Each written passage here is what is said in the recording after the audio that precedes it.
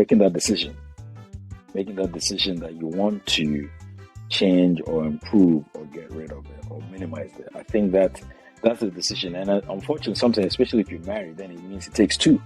Like I said, I think I totally, most people, we are not minimizing the plight of this. It can be overwhelming. Absolutely. And it can feel like, what's the point? Because you're never going to see that finish line. I think it's very important. You have to have some sort of reward for yourself, because that's what's going to motivate you to keep going. Let's talk about real estate a little bit, because a lot has been said about real estate. The question is it safe? Is it worth it? And then to start it, what's the best way to approach this? Do you join a group? Do you do it by yourself? Do you start with your own house? Those are hard. Yeah, that's more made for TV type thing. They're still kind of there, but as somebody starting out, usually you don't want to go that route, because those are risky. Those are more for senior investors who have a lot of money and backing. So how do we not put our children in that position?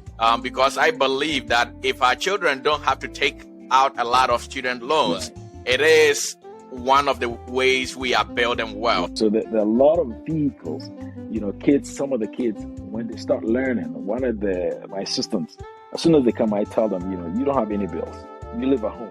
Everything you're making now, divide into 3, save 1/3 of it, invest the other 1/3, and you can use the other 1/3 for expenses, even though you don't have anything.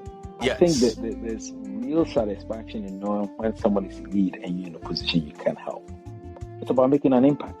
And a lot of the impact we all yearn to be able to make, it takes money to do that. And so the whole goal of this is not to see how much we can accumulate. So those are the 4 vehicles. So it kind of answers that question, where depending on what it is you're trying to achieve in life, I think that's important. That paying yourself first is very important, because that's what will keep you motivated to work hard to do all these things. So every time when your paycheck, you make $100, you apportion 20% of that to be put here. Guess what? Every time that paycheck is already done before you see it. So now it's building in the background. There's sometimes what young Christians will ask is, where does tithing actually fit into this whole picture of becoming financially independent and creating wealth? There's a question that I really need to ask you before we wrap this up, and it's about the issue of co-signing. I see your reaction.